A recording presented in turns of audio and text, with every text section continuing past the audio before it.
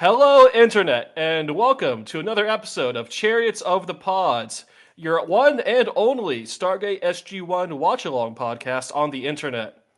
It is I, your host, Adam, joined, as always, by the ever-lovely Tyler. Salutations. Also joined by the almost as lovely Jason. I'm here to tell you that in this episode, Daniel's parents had what I would call brainworms to be that dumb. So, look forward to that. Hello, Hi. everybody. We will get there. And then you just heard our very special guest this week, Justin. Hi. Hello. How are y'all doing? Star of stage and screen. I don't know about that. Would you Not would, yet. would you be an actor? Would it be too much, or do you think you could? Like, if you could be a headline actor, would you just do that for a few years, get your millions, and then just bail? That's what I'd do. That's what I'd do. Of course. And get like a few payouts, a few real good payouts, and then just fucking peace out. Well, isn't that what happens naturally? Like, there's a. I mean, him, it was more of a tragedy thing. Really? Oh, I Yeah. thought he did. I think he just dipped. Who? No, his wife died, so he quit Hollywood and decided to raise his kids. Ah, jeez. Rick Moranis. Oh, that sucks. Ah, no, that's not. Oh, boy. Okay. That's tragic. Anyway, so we are starting here. off on a high note. Starting Welcome off to the on tragedy a great level. note. We will get to the tragedy loving later. We're here now to start season 2 of Stargate SG-1 with the first 4 episodes of the season, starting with the Serpent's Lair. Who wants to summarize this? Because I'll do a very quick summary. I mean, sounds like you just volunteered. I mean, this one would be a hard summary if you ask me. Like, it's like the one where they maybe blew up Apophis' ships. So in this episode, we pick back up from the end of season 1, where SG-1 are thrown in the brig, escape from the brig, meet Braytac, blow up Apophis' ships, and then everyone escapes in just the nick of time, including Apophis. And I will add, Daniel dies again. Daniel dies very briefly. He doesn't die. We'll probably get to it. He gets hurt, but he manages to climb. He manages to drag himself to the sarcophagus. I'm counting it as a death because he's dragging himself into something called a sarcophagus. But he doesn't die. Because SG-1 assumes he's dead Sure. for that part of the episode. So he's assumed dead. Missing in action. Yes, missing in action until he shows up, before they do, back at SGC. But yes, the quickest, okay. Let's do it. The quickest sarcophagus recovery ever, apparently. It's like less than 5 minutes. Yeah. Recovery So in the from that fatal earlier injury. in the episode, it takes what, like 30 minutes, an hour, or 18 so. hours? Yeah, it takes a long time for what's his face to recover. Chlorel. Yeah, Chlorel takes 18 hours. Yeah, more or and then less. Daniel Jackson, who has a worse injury. I guess Chlorel actually died though. Like he got Chlorel was actually killed, dead. and then Daniel Jackson was just bleeding out.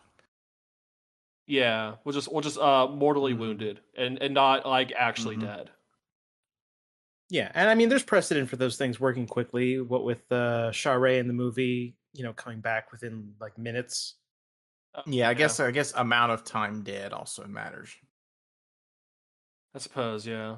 Yeah, I just chalk it up to the fact that it's Apophis' sarcophagus, so he gets the blingy one that heals super quick. It plays Blu-ray on the inside. Well, been a DVD player in '98. Yeah. Might have been Laserdisc too. You don't know. I mean, Goa'uld have advanced technology, so he may have had 3D. Yeah, in '98, it could have been Laserdisc. HD Laserdisc DVD. was it wasn't really a thing anymore, but like people still had Laserdisc players. Be cool to own a Laserdisc player. Maybe. Like a Pioneer Laser Active, that'd be cool. I don't have room for it. Anyway, so yeah, they deal with the ships and they save Earth.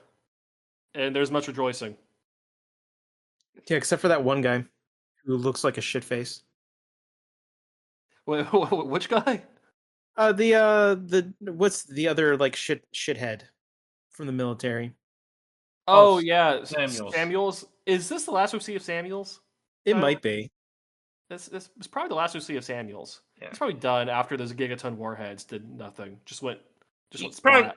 probably gets depromoted and sent to like some like irrelevant base in the middle of like Missouri. Those warheads that you just mentioned, I know budget was limited on these episodes, but they still looked weak as fuck. Those things should have been I was bigger. gonna bring that up at some point. A Gigaton explosion would be massive. Massive. Yeah, I mean that was the thing. Like they were saying something along the lines of like, "Oh, they had their shields up, but wouldn't the explosion still have happened?" Yes. And This was like, splat. like what if we're talking about what actually causes the explosion in the night sky later? It's a bunch of C4 and two ships hitting which each is a other. much bigger explosion bunch of- somehow. Well, I think the idea is that the C4 daisy chains with like all the naquita and fuel on the ship. Sure. Could be. Okay. It could also I just be guess following maybe. Hollywood rules, where like any times two vehicles hit, they just spontaneously combust. Here's Each the other's thing, though. fireball. If nuclear bombs can be like improved that much with a little bit of naquita, then some C4 interacting with some naquita should make a massive explosion, potentially damaging to the planet, or at least to its atmosphere. Because those ships were huge. I mean, the other thing is, a Gigaton warhead that close to the Earth should have yeah, fucked yeah. everything. The other thing is, like, why would you ever build spaceships out of this material if it's this reactive? You want something stable, right? Probably not all of the ship is made of that. Like the outside is probably not made of naquita, but like the Yeah, I mean, don't forget the Hindenburg. We put like hydrogen in there. Sure, and that was but we were idiots then. I mean, we're still idiots now, but I mean, our military vessels. Hang on, I have carry- a point with this. The uh-huh. reason they used hydrogen and not helium is because hydrogen is a lot more prevalent than helium. It's also a lot cheaper. oh, So are who you knows? are you Maybe- telling me that naquita is the cheaper product? Hey, who Are you knows? Are you telling me there's a better product out there somewhere in the Stargate universe for building Stargates and spaceships and everything else? But some fucking capitalist bullshit 10 million years ago landed us with this shitty, garbage, hyper-reactive, probably carcinogenic material. You know, even the agents have mouths to feed. You know, come on. Yeah. So yes, but it'll be a while before we get there. There's also another important part that we glazed over in this episode, and that's the point where Daniel Jackson just goes like full GoldenEye, like dual wielding MP5s and pistols, and he like drops two elite Jaffa warriors before he gets shot. Between Just these bread. two episodes, what is Daniel Jackson's body count? Like Are we two. counting all the children that he killed in that one vat? I mean, I said between Okay, these two uh, episodes, but Between the two those are episodes, dual, maybe like sorry. 5. Probably like two. he killed a couple with those two pistols, didn't he? That was all So Carter, that Carter probably. standing there taking better shots. Yeah. Daniel's just laying down suppressing fire. That's what Let's we'll be call it. honest. Yeah, but he does have his like whole sacrificial moment in this episode, which is funny because like they clearly had no intention of killing him, but they set it up in a way that maybe like this is the last time you see Daniel. He has this whole heroic moment. Just go, leave without me. And then O'Neill does. Yeah, Which goes entirely against everything they've been setting up between these two Yeah. characters. It's like no one reacts to him not being there for the rest of the episode. I mean he's still in the episode, but it's like he's not a main part of the episode anymore. It's almost like he's by himself. Yeah, it felt like Shanks decided that he wanted some vacation days during filming. He's like, "Hey, guys, can I take a couple of days off? Just like put me in a sarcophagus for like half the episode. It's fine." He doesn't get in the sarcophagus till the very end of the episode, though. Yeah, they like quick cut between him doing that and the Because other, and the rest of the team like speed running the other ship. Which, mind you, they speed run it. They spent several hours, sneaking their way through that first ship, and then they just run through that second one in like less than half an hour. Yeah. I Yeah. mean, Colonel O'Neill just figures out, hey, we don't need to do that again. All we need to do to take out the ship's deflector shields is just drop a couple of grenades down a giant shaft. Which, uh, should we get into how just the tone of the writing has changed from season 1 to 2? I don't feel like it's changed that much. It's more consistently. People say fewer stupid things. I said fewer. I didn't say. Oh, well, I I guess there's didn't that. say they didn't say nothing. Anyway, go on. It's snarkier. It feels like there's more humor here. It's more comedic. It feels like. Yeah, I guess Like, so. yeah, it feels like it's trying to take a little bit less of a dark tone. Like even all of the stuff between was it Baltar? Braytac. Braytac. Yeah, the Bray. Like he's having this whole serious thing of like, oh, I got all these people willing to like lay down their lives for your planet. And it's like, okay, how many? He's like 4. Like, come on. It's almost like played out as a joke, which It is a is joke. a little, yeah, it's a little out of place considering what just happened in the last episode. But I mean, some levity is good, but it just felt a little bit out of place. But this. To Adam, sorry, real quick. They go ahead. Justin. The head writer change between season 1 and 2? Because like the head writer for season 1 was, what's her name? Catherine Powers, I think. No, she wasn't. She wasn't the head writer. She wrote like 3 No, episodes. she was a head writer for SG-1 season 1. She was like executive something. No, she was the writer of Emancipation and a couple other episodes. I know she was the writer of that. Executive story consultant for SG-1 season 1, and she wrote Emancipation, Brief Candle, Thor's Hammer, Fire and Water, Enigma, and Politics.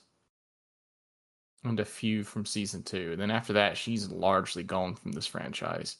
But yeah, like it seems like she had a big hand in season 1 and then didn't have much of a hand later on.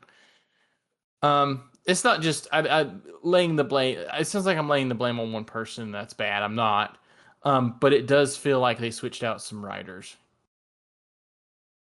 Yeah, I mean, you can feel that there's a different writing ethos going on here. I mean, compare episode 1 of season 2 to episode 1 of season 1. Season 1, we had like full frontal nudity. It was very serious. Yeah, it was. There's a mystery to the Goa'uld. It was very serious. It was like the violence was treated as being severe and horrible. Whereas here, it's a wacky adventure.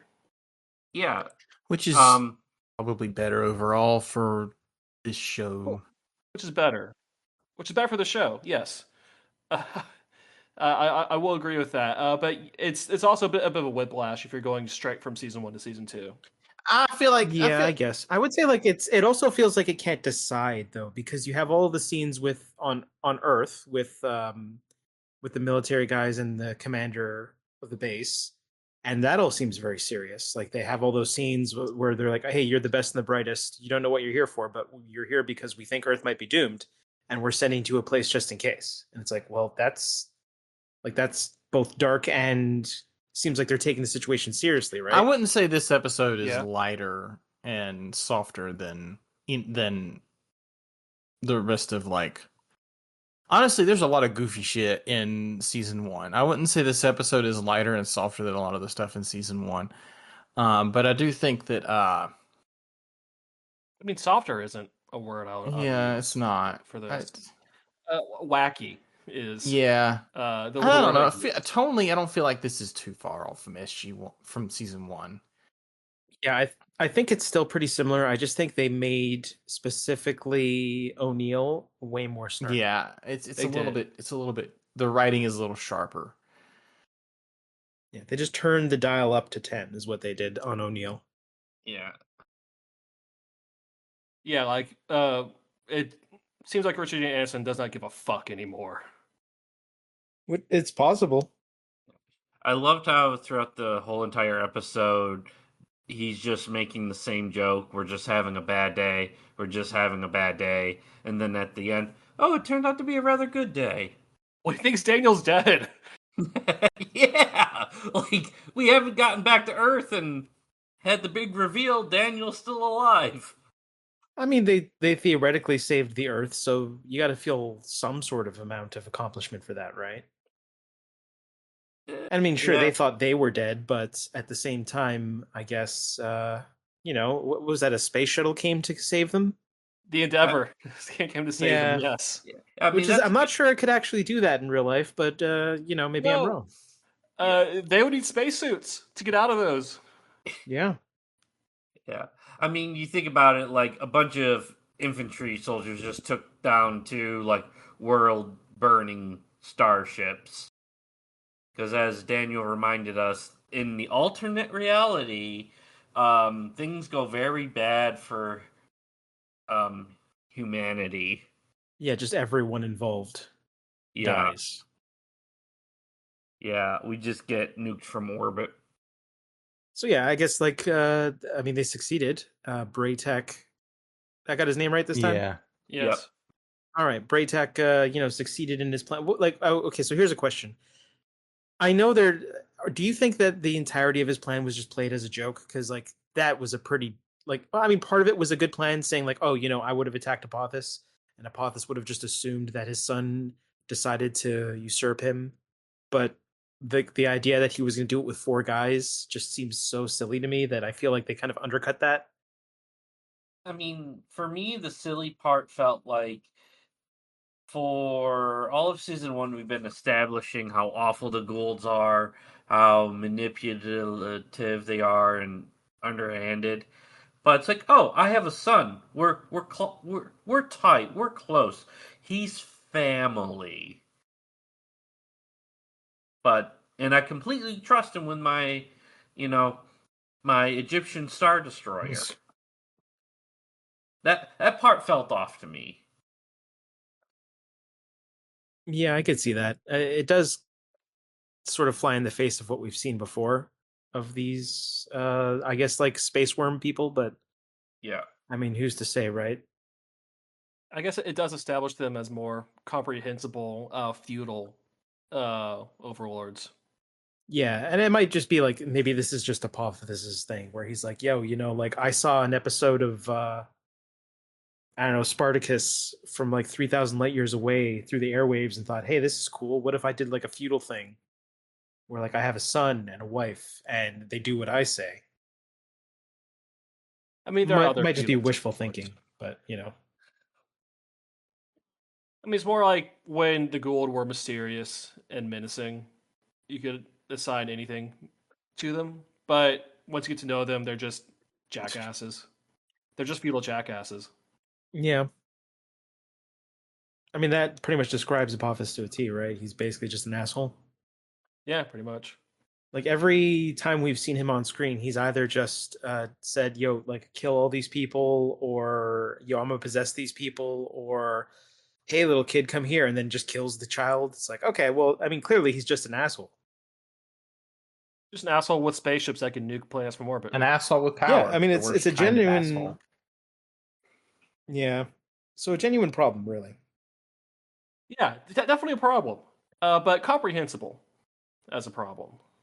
Yeah, but I mean, I guess if you take for face value that the whole idea was that Apophis basically wants some sort of weird murder family from space, sure. The explanation as to why possessed Skara is here makes sense, and I think Braytech even explains it, saying yeah, this is his son's first conquer expedition. This is basically to test him sort of thing. Where it's like, didn't he make some sort of comment about like they think it's going to be easy, so like it's kind of like Daddy could help watch Yeah. you take over or like destroy a planet, and you get to take credit. Yeah, it's a family outing in a barbarian pacification campaign using ancient parlance. Yeah, Yeah, I mean, yeah, that's what was established in the previous episode, but it goes badly here for them. They do escape somehow. Everyone yeah, escapes somehow in the nick of time. I do wish somehow, Stargate, I yes. do wish okay. they would show where these rings are coming from in relation to the room everybody's in, because it seems like they can just summon them from anywhere sometimes. There are spots, but they can't. They're not going to show the ceiling because they're just reusing B-roll from the movie for the Also, I think rings. it's funny. I think it's funny that because the movie used this expensive special effect that they figured they were only going to use once, the TV show has to stick with this stupid fucking ring thing for teleportation all the time. Which means that they reuse the same B-roll from the Over and movie over. because it'd be too Yeah. expensive to make anything Yeah, you new. got that Yeah. effect. We'll reuse it again. I was actually surprised to see it. Like when they showed it, I was like, "Hey, I remember that from the movie." Oh yeah, no, you will. Tyler, do they eventually make another special effect, or do they just stop showing the ceiling for the ring teleporters at some point? I think they I'm make a new effect at some point. so there is a point where you do see the rings outside of a ship. That part is new. That part was new. That's also a very good part, if it's the one Yeah. I'm thinking of. Yeah. Yeah, so they do eventually have other CG. Once CG gets better, we will get there. Any other thoughts about the Serpent's Lair? In terms of Goa'uld tech, we get introduced to the shock grenade, which will come up at various points in the future. Yeah, basically space flashbang, but sure. Yeah, the Yeah, space Which flashbang. also knocks you, but like which knocks yeah, people yeah, out from 50 yeah, feet which also away. KOs you unless you happen to be standing behind a wall and happen to have plot armor. Yeah. I guess the last thing for me is the quote I liked most from this episode is early on, they're all just standing around. They haven't great tech yet, and I think Sam just planned the last of the C4, and Jack just goes, "I guess now is time to say something profound." Pauses for several minutes.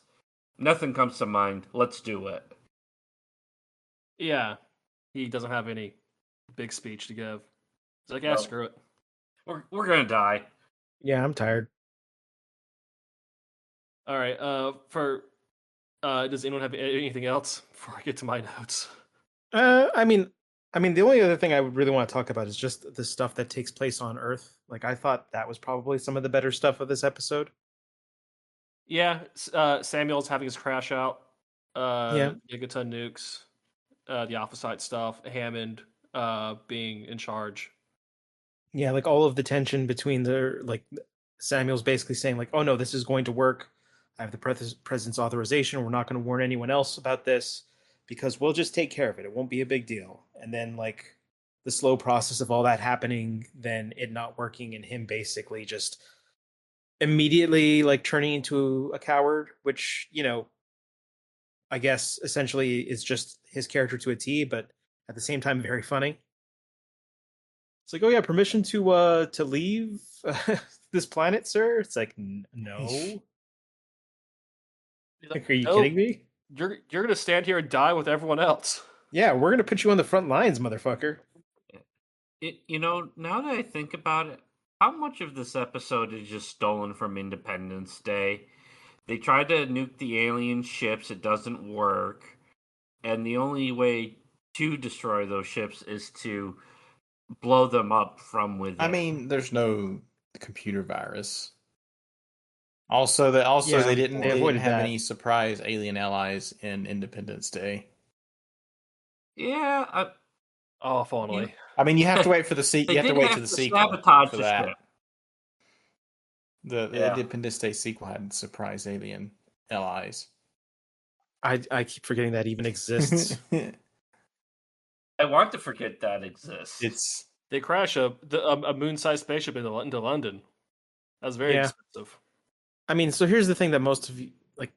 Who here has actually seen Independence Day recently? Like the original movie? Not recently. Not recently, but I saw it a zillion times as a kid because it was on cable TV all the fucking time. Yeah. It wasn't so much here in Canada, but let me tell you, like, when I finally saw that, like a year after it was released, I kind of just went, this is what everyone was going like what apeshit about? Like, this is just like an average movie with like some cool special effects a couple of times. There's a lot of good there's a lot of good one-liners in that movie, and that's what does but it's not that. It's kind of like a high budget B movie. It's well paced and I don't know, has some pretty easy characters for people to like, and has a lot of really cool special effects. I don't know. You're right in that it wasn't the type of. Go ahead. Oh, go ahead. I don't know. I saw the movie a bunch growing up, and I have some, appreciation for it from nostalgia. It's obviously not good. It's better than Stargate, his previous film, by a significant margin. But yeah, this is an Independence Day podcast, so let's move on from that. That's fair. All right, Borg, tear into this episode because I feel like you're chomping at the bit for this. Okay, so when they get flashbanged and thrown into the brig on that ship, that's just a hallway set. They put some bars, up there. That's pretty good. And then when Braytac bails them out, and he just, I guess, backhands O'Neill in the face. Richard Dean Anderson really sells the hit a lot. I appreciated that. Like, really selling getting punched in the nose. Let's see here. What haven't we gotten to? Oh yeah, they upgrade their scene transitions in season 2, and you can tell a couple times in this episode. The screen wipes are a lot fancier. So that's like instead of like just cutting or anything like that, like it wipes from one scene to the other, and it actually looks good. Yeah, it looks good. They do it pretty well. I guess they hired someone who knew how to do that. It's very funny that Braytac's boys, that his two guys, are immediately smoked when they try to clear the bridge. Like, immediately smoked. Like by one guy. Introduce the red shirts eventually. These are my warriors who I've trained since they were children. Die instantly. They die and instantly. Also, Braytac doesn't seem to have any feelings for them. He doesn't even say, "Oh, damn." He just didn't have time to process it. I'm sure once he reached Earth, he was like, "Ah." Also, darn. how did Teal'c not know those guys? Anyway, there's a lot of questions there. Oh yeah, so that control console prop, it looks so cheap. You mean the one they put their hands in? Yes. Yeah. Like when they activate like the sides of it and it goes up and you can see it kind of like rattling around on the whatchamacallit, on the rails as it's going up. It's, oh boy. Same thing for the glider set, like the glider seats they made. Those things seem real flimsy. Those things look like they were taken. Those things look like the dread ships from Titan AE, which I guess Titan AE came out after this, but it's definitely the same shape. Yeah, but I mean like the physical set seats they go and sit in before it cuts out to like the, I guess, green screen it going up. Again, those look really flimsy. I would not want to be on that prop. Oh, and then at the end, when like the weird vibes on the ending, when they, I guess, after being saved by the space shuttle somehow, they're immediately trucked over to the SGC without anyone saying anything to them about anything, and they immediately go to the gate room upon arriving. And then everyone claps. It's the most iconic. Listen, that gate room might be the biggest room that facility has. It's the biggest set they have, yes. But also everyone claps. Yeah, now the more you say this, the more this just sounds like a bullshit story someone made up. And it's like, and everyone clapped, and everyone had, and Daniel was there, and he was okay. Daniel was there, and then O'Neill called him a space monkey for some reason. Yeah, that was a weird line. Right. I didn't understand that. I Actually, one thing don't you know. mentioned is like that console. So I kind of got reminded of something. Like, what was that deal where they had possessed Skara hesitate to put up the shields? Do you think that was like implied to be him fighting back? Yeah, I think the definitely. idea there was like Scar's still in there somewhere fighting the possession. Yeah. He's like, no, I would like to be nuked, please. I mean, if you think about what he's been through, it probably wouldn't be a terrible alternative. If I were aware of an alien presence controlling me in order to destroy my planet, I'd probably also prefer to be nuked. Wasn't that a plot point in the last episode of season 1, when we first get introduced that Chlorel's living in Scar's body? Yeah. There's a few scenes where, he's fighting back for control. Yeah, there's a short bit where they but I feel like that only happens after he gets tased. Yeah, they knock out Scar. They knock out Chlorel enough for Scar to show up for a moment, and then Chlorel takes control again. Okay, so that's all I have. Are we all good? Yep. Yeah, I mean, this episode I think is totally fine, but like it feels more like, hey, we're wrapping up that plot that we introduced, but we're doing it real quick. Yeah, we did not know if we're going to get approved for second season. Now that we have, let's just kick this out the door and move on. Yeah, let's go back to the status quo. Speaking of which, we now move on to season 2, episode 2, In the Line of Duty, in which we find out that there are Goa'ulds who aren't pure evil; they're just kind of assholes. And Carter has a very bad day. Oh, as someone who hasn't seen the rest of the show, they could still be pure evil, just like not really happy with the current pure evil in power.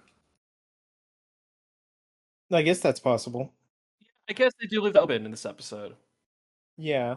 I mean, almost to this episode's detriment, I would say. Of not just establishing Jolinar as, no, this is a good one, actually. They're about it. You might hear the term tonal whiplash a lot when we discuss this episode, but I'm sure we'll get to it. Oh no, go off. We're here. Well, I mean, this whole thing, I kind of feel like you kind of have to go through a little bit of the process of how this episode's set up, right? Like, so it starts off, they're on some sort of unknown planet, everyone's getting shot up, and Carter's giving some dude mouth to mouth, and that's when the Goa'uld basically jumps into her, right? Mm-hmm. They're trying to evacuate a bunch of dirt farmers from a planet that's being strafed by death gliders. Wow. Yeah, and they do the whole thing where it's like, oh yeah, the eyes are glowing, whatever.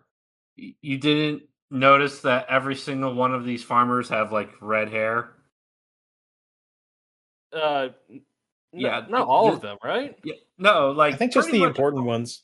Like pretty much all of them had red hair. This was like a extermination of people with red hair. Oh, they were against the gingers, is what you were saying? Exactly, and I took that personally. Okay. They just seemed vaguely medieval Northern European. I don't know. Yeah. Well, I mean, so the way that this episode starts, like that happens, it's kind of like, okay, is this just going to be another The Enemy Within? Because they show her acting kind of like her, but off. And they keep, like, there's so many scenes in this episode, like specifically where they're doing their debriefing, where basically Carter says something that it's like not something she would normally say, and everyone just kind of turns and looks at her weird. That's what happens at least 2 or 3 immediate times. MRI. Yeah. Like if we should learn anything, it's if someone acts just a bit off, immediate MRI.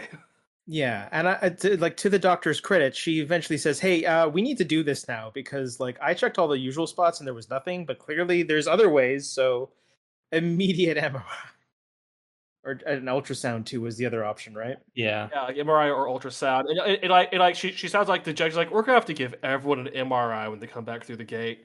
Crap. I mean, yeah, but I guess like, yeah, that's gonna cost a lot. Well, you have to cut open the ceiling, lower an MRI that's machine going in to cost there. a lot, and also like wouldn't that raise cancer risk a lot over time? I mean, they would probably just do ultrasound. Yeah, but also, what's the life expectancy of an SG team member? If you're not an SG-1, very low. But So I think the carcinogens are not the major worry when you're just shoving people into wormholes. That's true. That's true.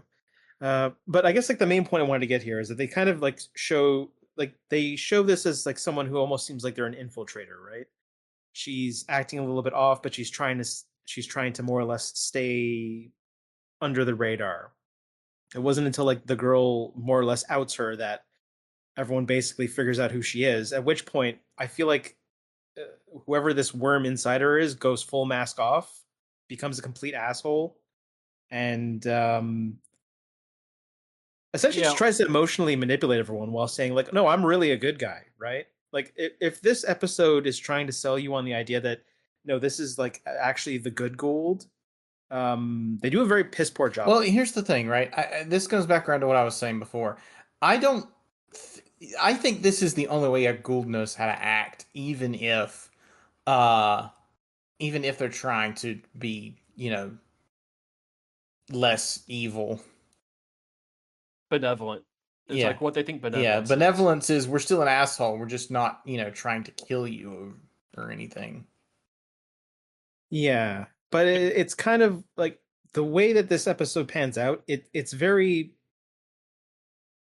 like they keep trying to hint that maybe this thing's good, but then they show scenes where like Carter is being interrogated, or I guess this school is being interrogated by O'Neill, and there's a scene where like basically she takes on more of like the voice of Carter and cries out for help in a way that you've never seen Carter do before, in like a very desperate voice, and you're like, okay, is this actually supposed to be Carter, or are you trying to emotionally manipulate them?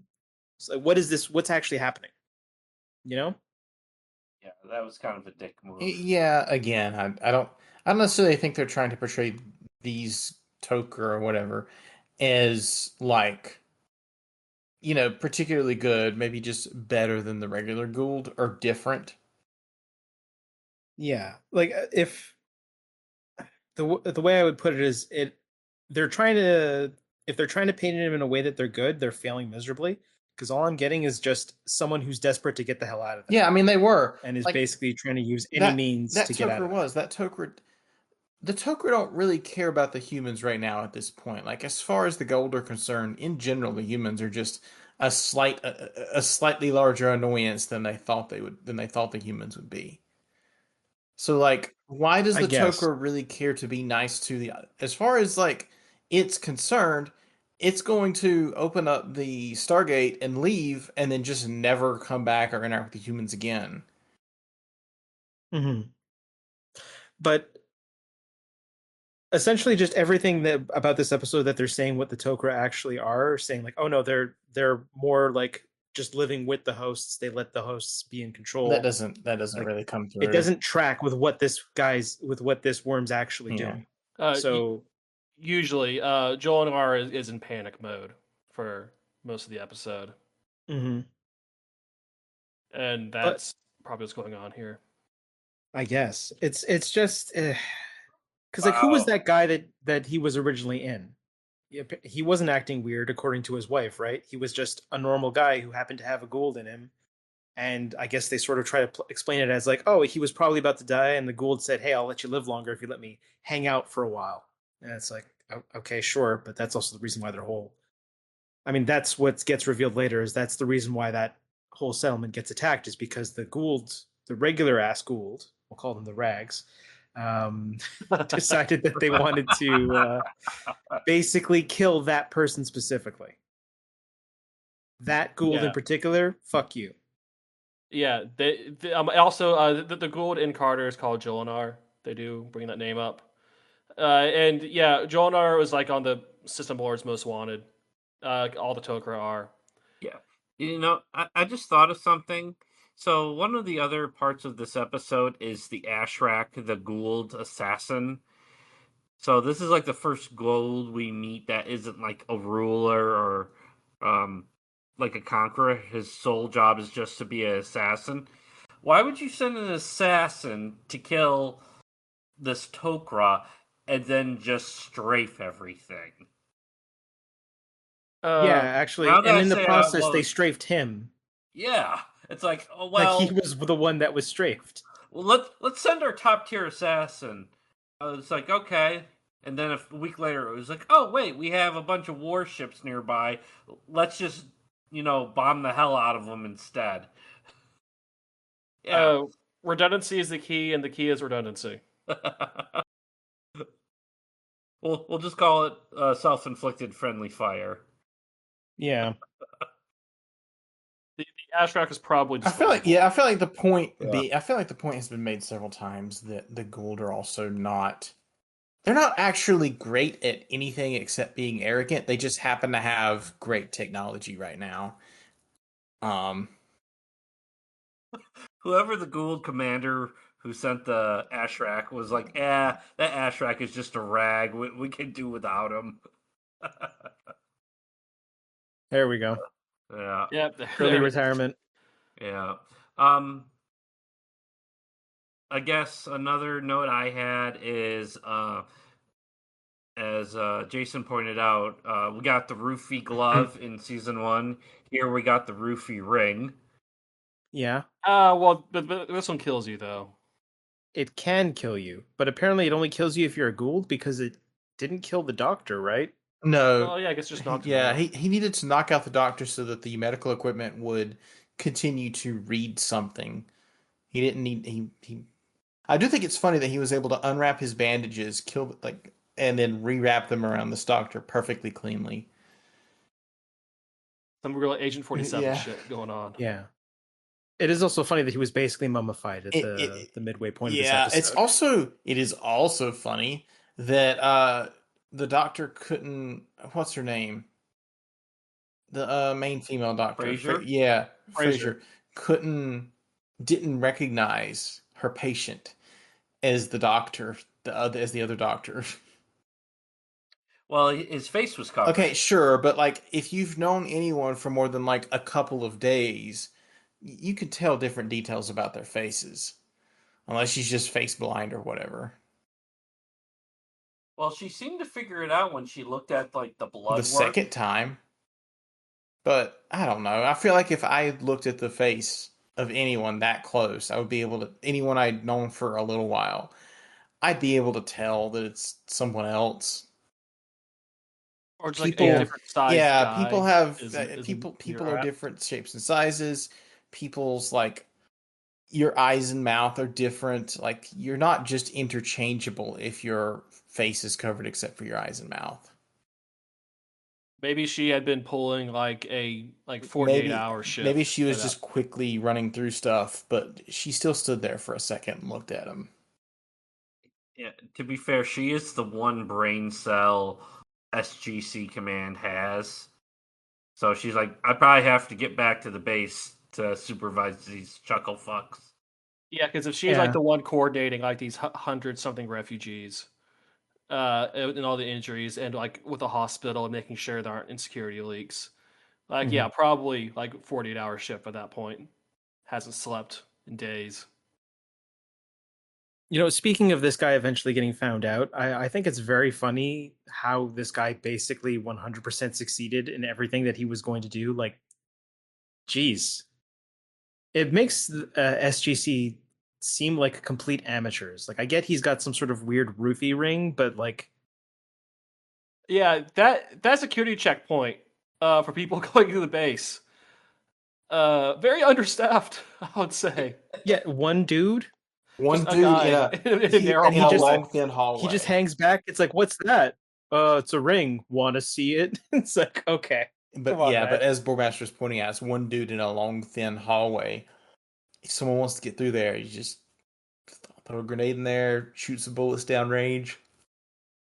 Yeah, it's not tight security. They've tightened security on the Stargate side of the facility, but not on the Earth side of the facility, which they should get better at that. Yeah, they really should work on that. Because even that one first dude who says, like, hey, you're not Johnson, he's like, aren't I? And then Rufy rings him. They're still recovering from the budget of having to use that javelin missile back in season 1.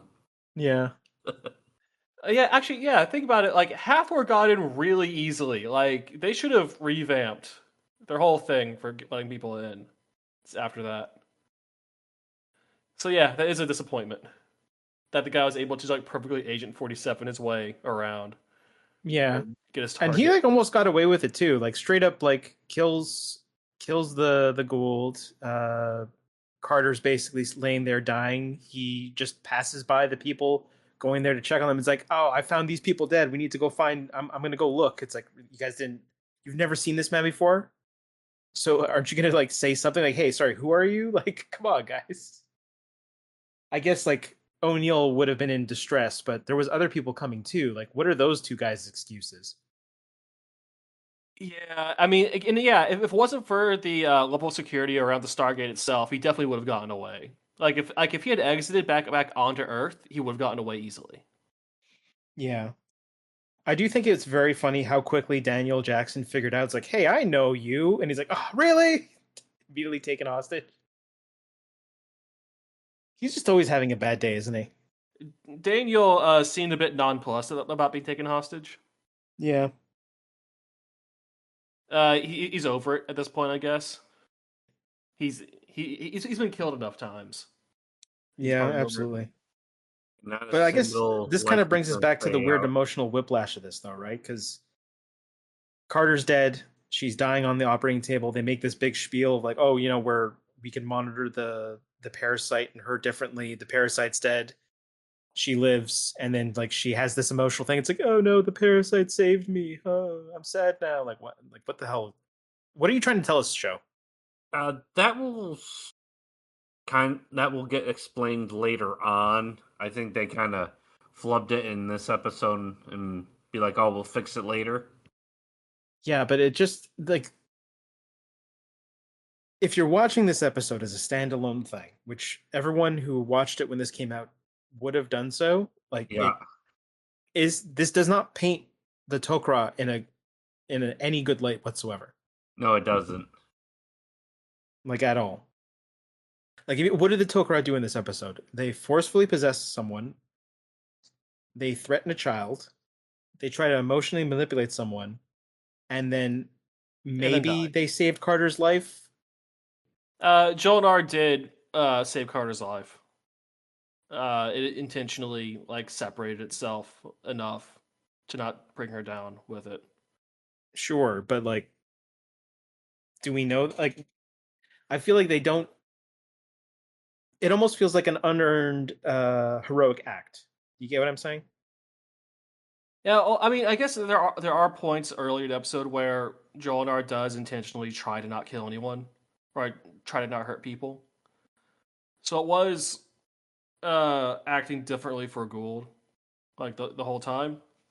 Like I instead of just guess. like threatening and posturing, trying to like manipulate and Hmm. like uh convince people of things. I mean, it definitely doesn't have the body count of Kowalski's Gould. Yeah, That like that nobody one count at doctor. all because that's not what Jolnar was there for. Like that's the difference with the Tok'ra. That the episode is trying to get across, just not well. Yeah, I Yeah, mean, I would say the difference is it's not a great first impression, but it's not like she did anything that would completely prevent human Tok'ra relations in the future. Just make things sure. awkward. I mean, I mean, it's very awkward. and let's be honest, U.S. government has made deals with other governments or groups that have done far worse. I guess, but I almost feel that that was the same justification that all of the weird roofied people in the Hathor episode had, and I just don't like it. Well, Jolnar didn't have to roofie anyone. Thankfully, But oh yeah. So I guess some notes on this episode. There's three new SG teams. We're just name dropped briefly. There's now SGs 10 through 12 on base. So yep. SGC is slowly expanding. I guess saving the planet gets you a little bit more budget. Yeah, I guess so. Also, can you put pins back into grenades? Yes. Yes. Oh, okay. I was wondering about that. Why were there lasers on the inside of the jail cell? Shouldn't the lasers be on the outside? There were lasers on the inside? Yeah. Yeah. The red ones that are clearly visible, so you know that they're there. Hmm. Yeah, should this be like on the outside for like if the prisoner like gets beyond the bars somehow? I honestly didn't notice. Hey, it's the early 2000s. The lasers go on the inside. It's 98, but yes. Is it still 98? It is still 98. It's not the summer of 98. All right. Oh, I do want to call out. They put a lot of. That's a really high effort cold open this episode with the evacuation of those medieval peasants through Stargate Oh, along yeah. the lakeside. Like there's a lot of stuff there. There was pyro. There were a lot of pneumatic catapults. Like stunt doubles were just being catapulted through the air into the lake. Like that was a very expensive high effort cold open. Yeah. Some good burn victim makeup. Seems odd to spend all of that for just the opening like 3 minutes of an Mhm. episode, but oh well. But also I just like pneumatic catapult stunts. I think they're fun. Like that one guy did like a flip in the air before landing in the water. The part like this brief shot of like two guys getting like catapulted by some like there's a pyro and then like, two guys catapult like a good 10, 15 feet into the lake, and one of them Mhm. does like a backflip while in the air. It's like yeah, that's a good stunt, bro. The good stunts. Also, the B plot in this episode seems vestigial, unnecessary, of Daniel and that one lady. Was that even? I feel like that wasn't even necessarily the B plot. I think that was more of just like investigation on the main plot, really, right? But then like there are like additional like conversations he has with her outside of the first one with the investigation. Like he checks up on her a couple times. I guess. I mean, we all know Daniel's got a thing for ladies from space. That is true. But this one's like a recent widow, so like I guess he was just trying to do like be like a therapist or something. I don't know. It was weird. Yeah, I agree with that. That seems to be my notes. Yeah. Well, to be fair, he didn't end up sleeping with this one, so give him points Not for that. not that you know of. Not that we know of. Hey, Mm. every time he's done it, it's been on screen or Oh, implied. the next recording is going to be fun. Yeah, I'm sure it will. Okay. Yeah. So, does anyone have anything else? Nope. Nope. Awesome. I was gonna say a couple of things actually. So like, Oh, good. what are your thoughts on like the tone of this episode? Eh.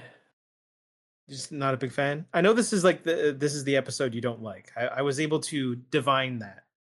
Yes, you're able to correctly guess that this was traditionally my least favorite episode in this batch. Yeah. I mean, for me, I feel like this is an episode that they wrote and that they had an idea for, and in execution they completely fucked it up. Like I don't know how else to put it. I would say completely fucked up. It's just they didn't really understand what they were working with. I'm just not sure what they were trying to establish. I don't think they did either. Yeah, like this almost feels like maybe this was a one-off. And I know, like, yes, technically these things show up again, but it felt like they just introduced something, a concept, and then just found a way to kill it immediately. Yeah, so introducing one-off concepts that are then revisited at some point in the future and expanded upon is like a very Star Trek thing to do. Like that's basically what half the Next Generation was just pulling random ideas out of their butts, going this is neat, and then resetting the status quo, and then maybe at some point in that show or a different show that concept gets revisited, brought back up, and explored in other ways or just referenced. I guess. So this is all according to the template, I would say. So basically, do you think it's more so just because they had an idea, they didn't necessarily know how to completely properly execute on it, but they also needed to end up back in the status quo at the end of the episode, so they just decided to kill it. Yeah, I mean, you can't have Joel and R hanging out for more than one episode. Like they had to get rid of the worm somehow. Yeah. But they could have done it in so many different ways. Like if this thing was truly like desperate to survive, like because they're like, well, could you survive in a dog? Go into that dog right now. Okay, I that's feel rude. bad for the dog. First, rude.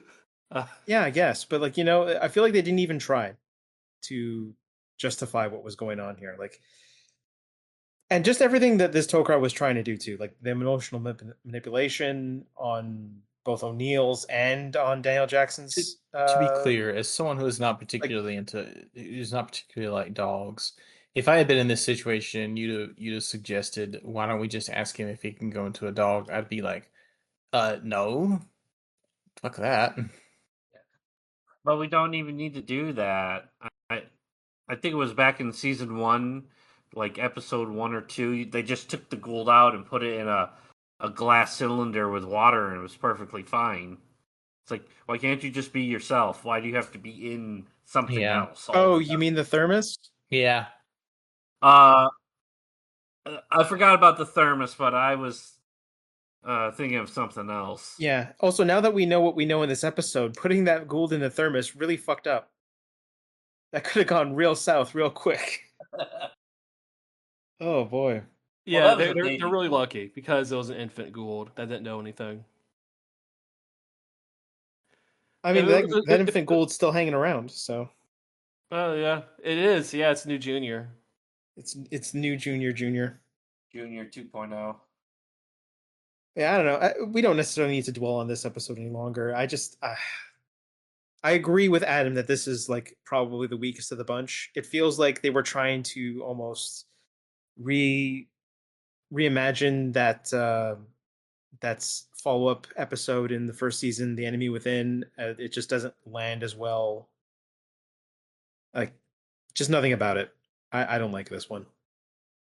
I guess spoiler, we'll have more than enough time to dwell on the details of this episode much later. All right, so is everyone good? Yep. Yep, let's move on.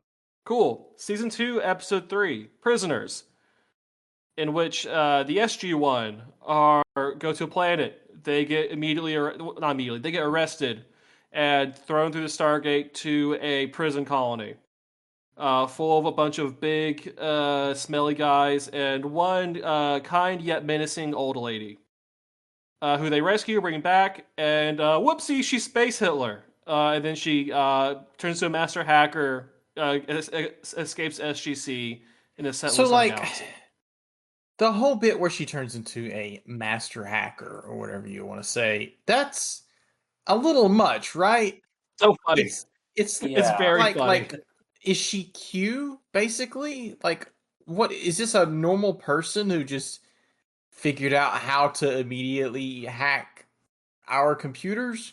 The other thing is, She's like like a genius mad scientist who was, I guess, underselling her abilities. The whole time. But like, it doesn't matter. Perhaps responsible for destroying an entire group of people. It would take a literal deity level of intelligence to sit down at one computer and figure out enough about it to be able to do what she did. Also, a lot of those systems, especially in 1998, wouldn't have been on a computer, or they would have had backups that are like not running on a computer, like the lights, for instance.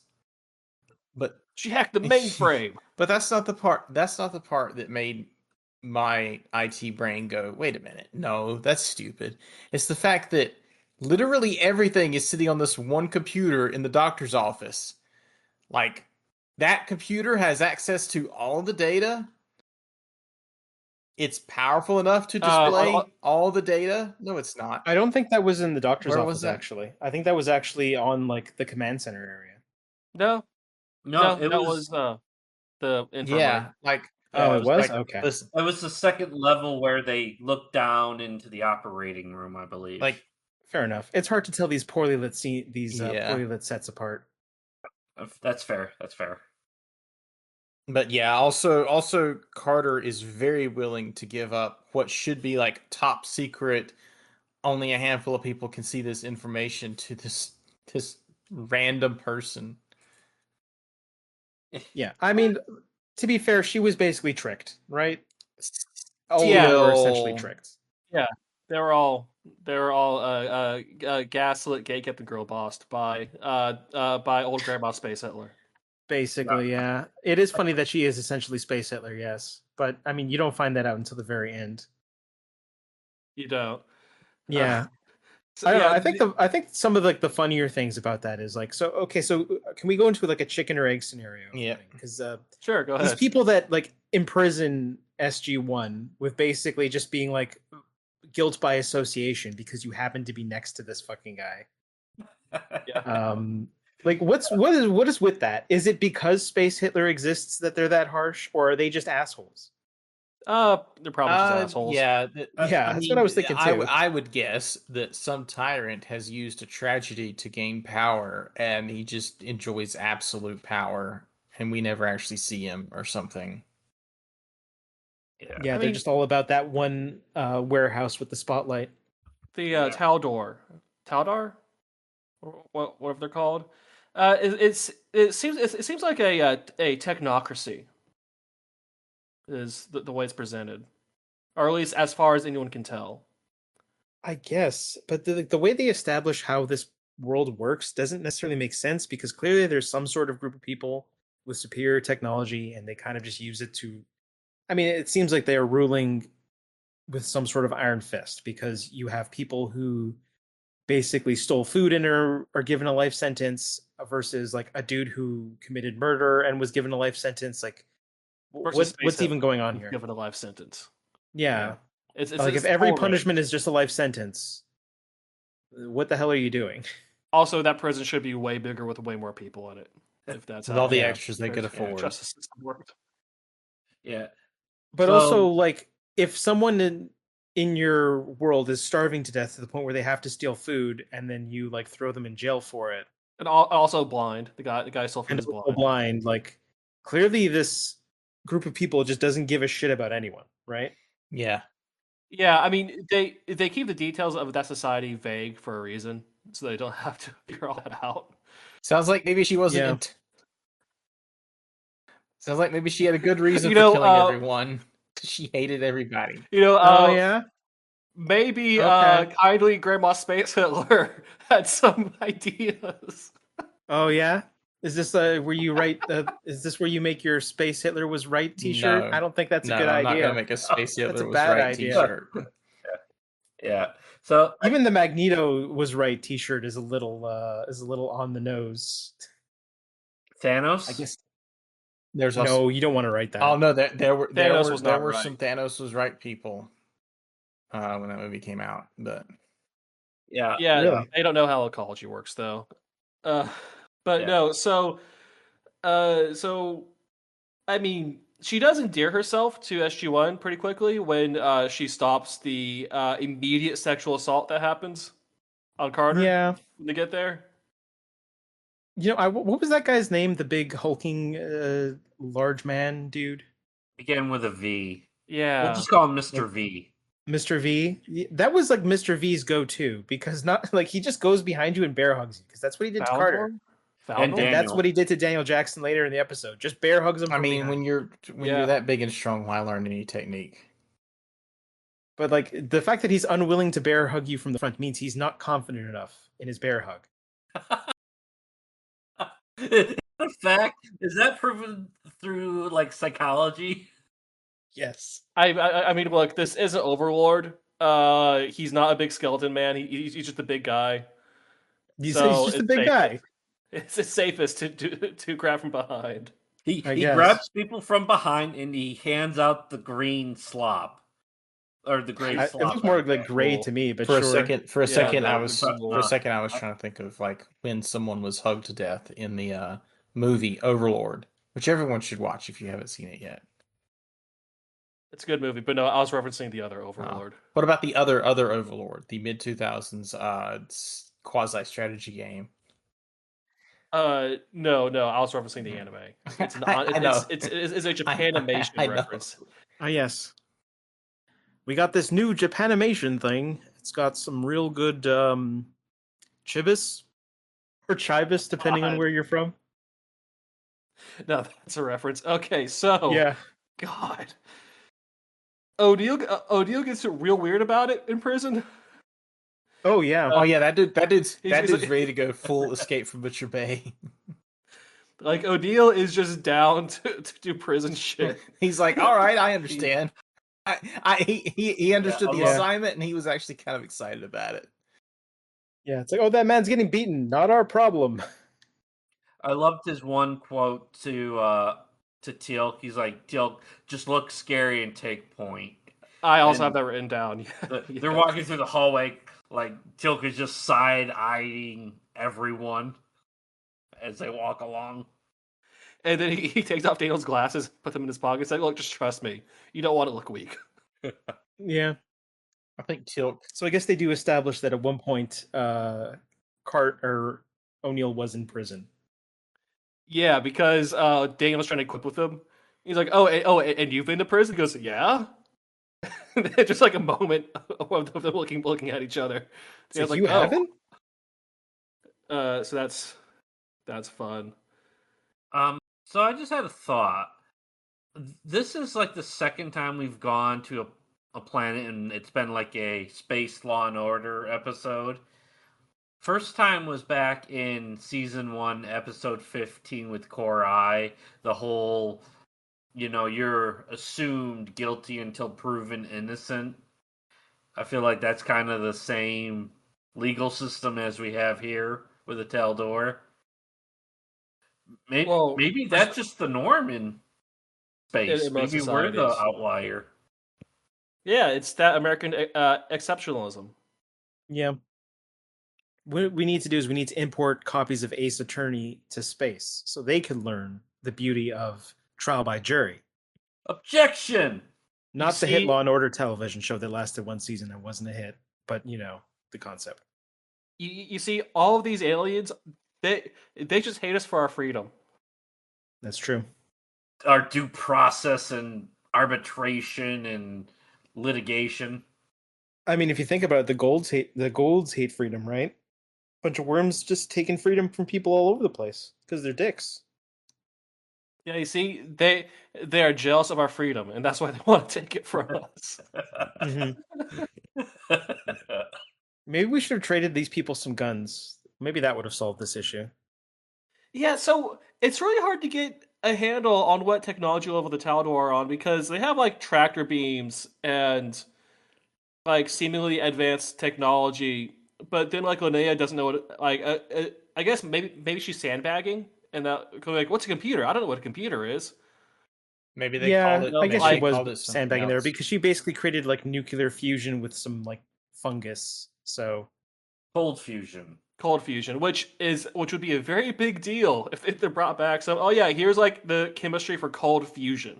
Yeah, like Carter kind of missed the boat by not grabbing one of those plant bushels and bringing it back with her. I think they brought a sample. She did mention bringing a sample. Yeah, but she didn't bring like the whole thing. The whole thing, yeah. Yeah, I mean, cold fusion would be game changing here on Earth. Mhm. Also, just a topical cure for blindness. Yeah, Yeah. instant. Also, something by that the she's way, just got. So- Which I feel like that was more of like a plot device to just have a hint that maybe she's, space Satan or something because the guy sees her and immediately runs the fuck away. was the thing where she held up her hand and killed someone or knocked out that guy with her little palm device? Would that not have been enough of a hint that maybe she's not all she? I mean, honestly, the first hint that she's not all she appears to be should have come at the beginning, where she had control over all these guys. She told them to stop, but she's just like a frail old lady. Why would they stop? The hand device made me think she was a really old Goa'uld or something. Well, the part where she knocks out Mr. V with the device, nobody in the crew sees that. I think that she just kind of holds it up, knocks the guy out, and then like hides it. So the SG crew couldn't react to it. Oh yeah, and at that point they even like the crew is like, oh, I guess Daniel got lucky for once. Like they act as if he won the fight. which is silly. Yes. Which He was he getting is strung confused out. by, which I think is very funny. He's like, I did? Like, yeah, it doesn't feel like I did.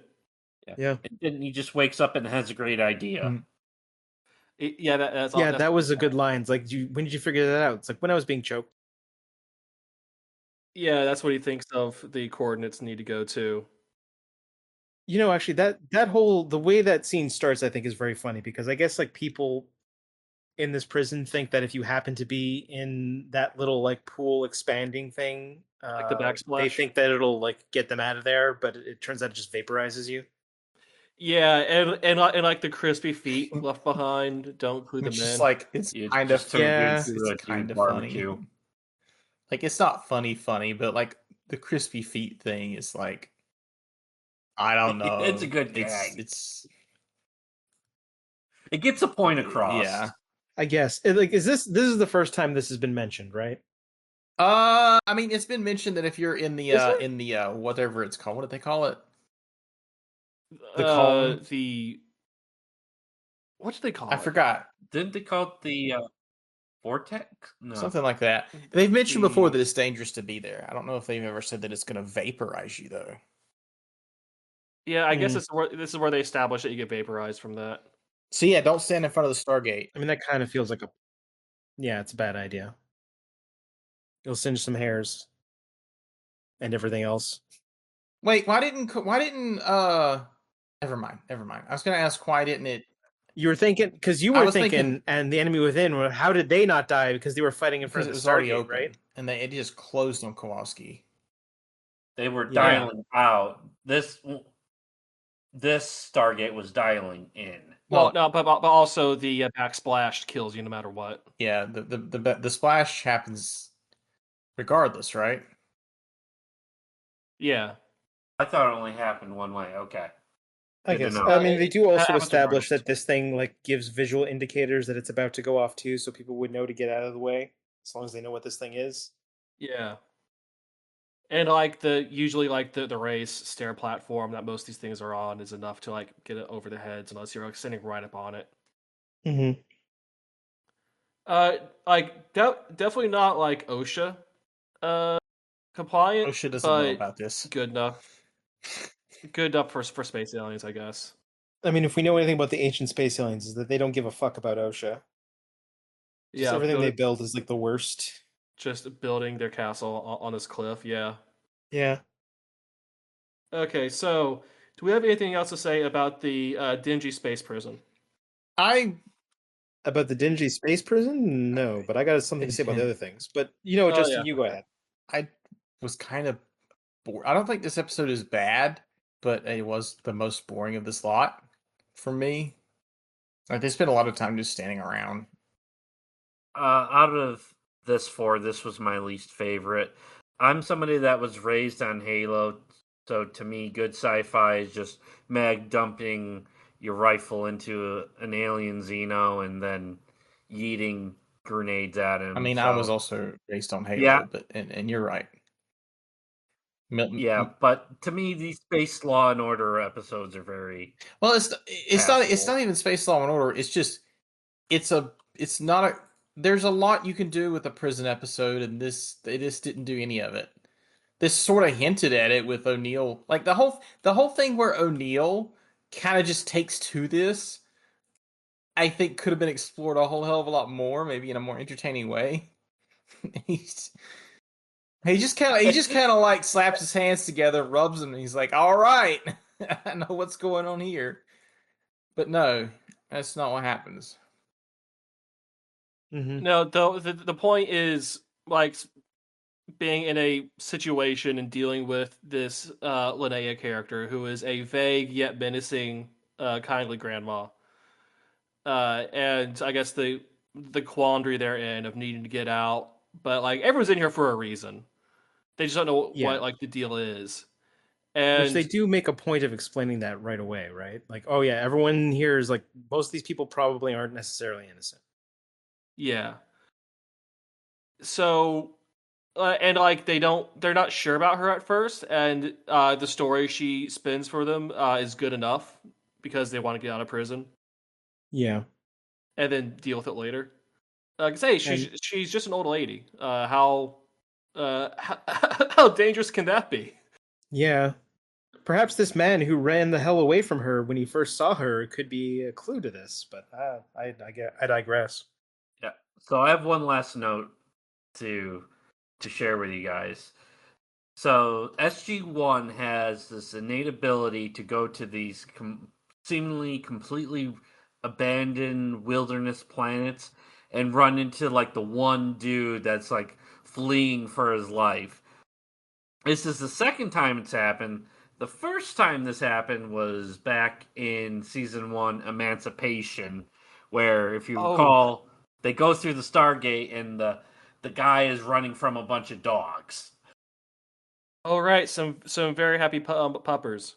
Yes. Right, yeah. This is the second time where they've just happenstance upon the guy who's fleeing away from some sort of badness coming his way.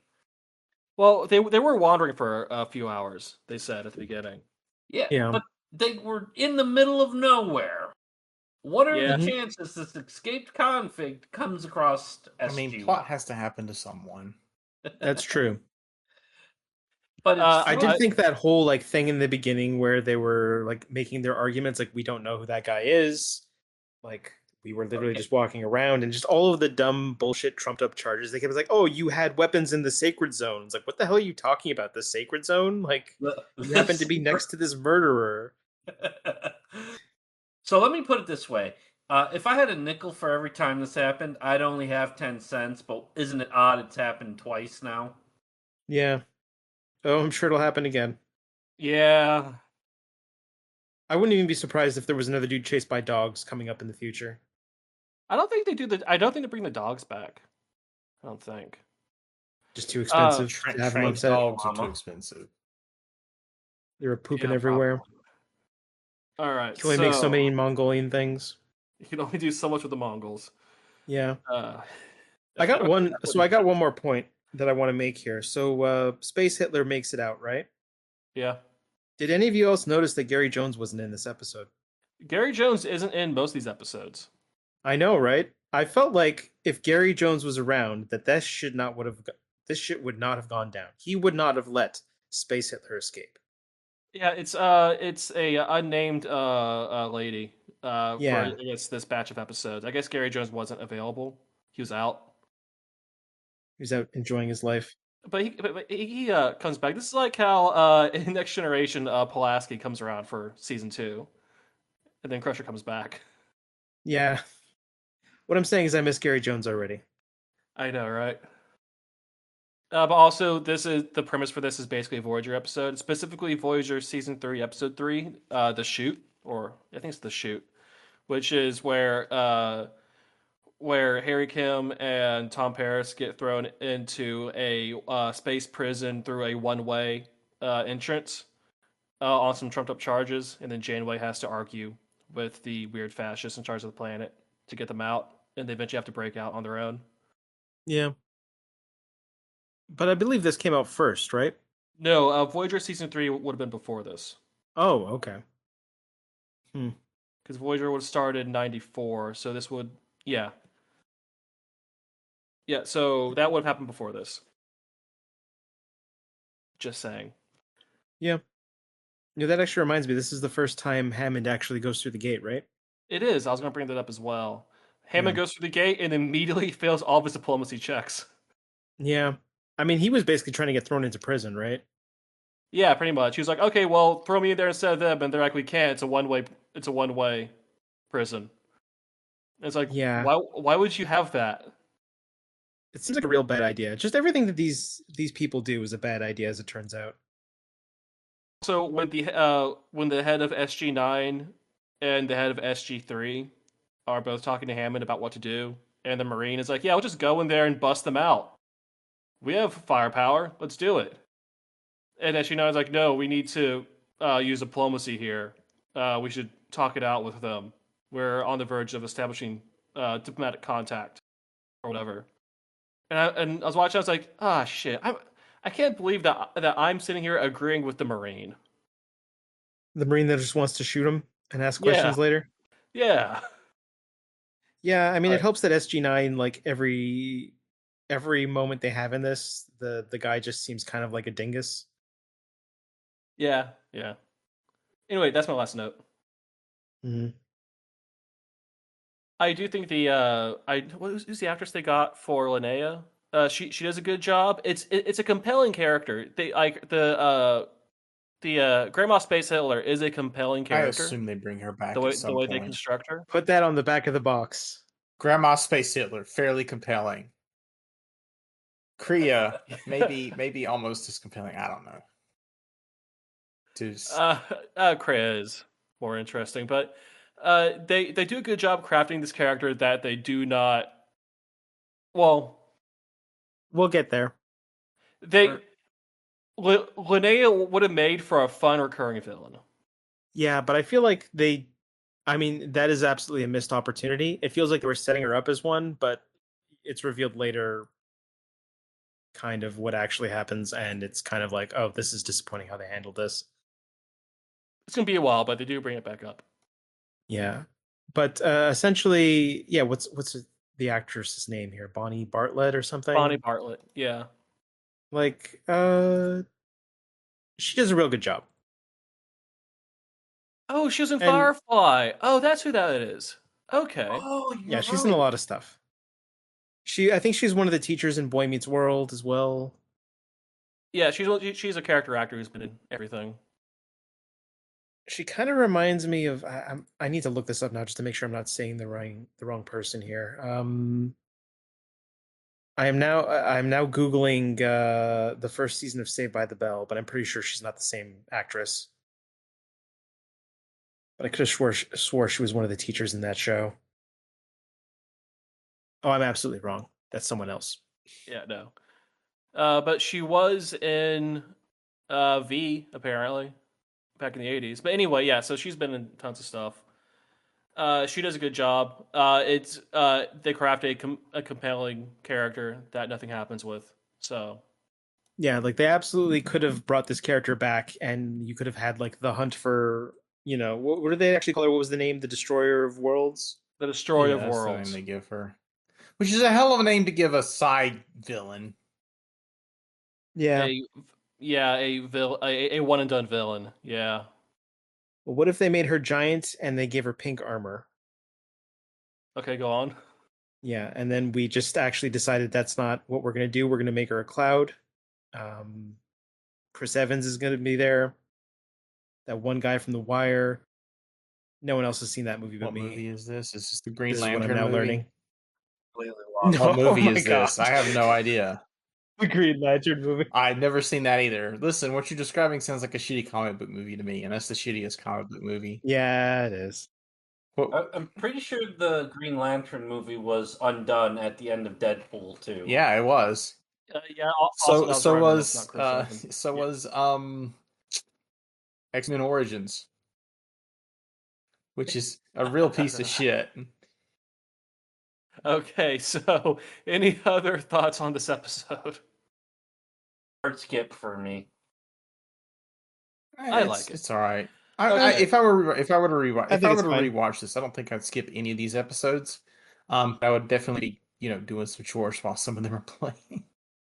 Speaking of which, we now move on to season 2, episode 4, Gamekeeper, in which the team stumble onto a conservatory in Vancouver with some silly chairs in them, get stuck in a VR loop of their painful memories until they eventually menace Lieutenant Barkley into releasing them. So this episode, to me, comes across as a mashup between an earlier episode, one of the later episodes of season 1.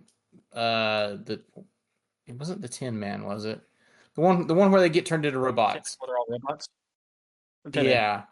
It's just like a mashup of that. And I know this came out much later, but the Fallout, the quest in the middle of Fallout 3, where you wind up getting stuck in a virtual world for a bit with someone who wants to control it.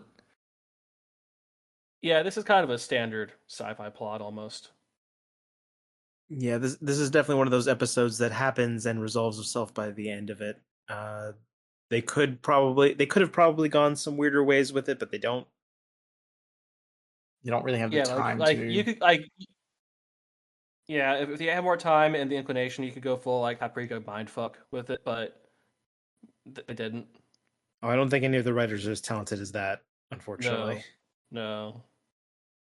There are some good moments, but like, They do get it right in much later seasons, though. I will say that. So actually, sure. Tyler, is when they eventually do revisit this episode, is that the longest amount of time for an episode to be revisited in the show? As far as I'm aware of, yes, because it's like a full 6 seasons. Yeah, it's like it's Where, 6 full seasons before they revisit this. well, yeah, Yeah, I guess you're right. Um, that might be the most because a pattern we're going to see with like the season 2 and season 3 stuff is there'll be a one-off idea, and then they'll like bring it back and reference it like 2, 3, 4 seasons later. Like you're not going to see Cassandra again until season 7, right? And like you'll forget that she's there by the time they bring her back. I was actually surprised that we saw her as quickly as we did. I keep forgetting she was in that one. But yeah, like I mean, Joel and Argus gets referenced back pretty quick, but I mean, like Tin Man, that's what season 4 or 5 when that comes Yeah. back around. mm-hmm. Is this, or do we have like a 3 for 3 in episodes where they have like a character actor? I They have a guess character maybe this actor. is only 2, because It's in the one with in Line of Duty, I don't think there was one. no, yeah, this is 2 for 2. Or I guess two out of 4 with the character actor. Yeah. I mean, they could have hired like someone to play that assassin, but they didn't, I guess. I mean, that's a guy who's done stuff, but it's more like background work that he does. Yeah. It's not like the father from, one like random sitcom in the 90s or something like that. Yes, or Dwight Schultz, who is Lieutenant Barkley from Star Trek, Yeah, doing a weird affect. I don't I know what the guess. affect he's doing this episode is. Is this episode just like the touch grass episode? Is that what this is? Is that the Yeah, lesson? pretty much. Yeah, like, go touch grass. like I feel it's kind of funny. Also, like how they get, like, geez, they get captured so freaking easily.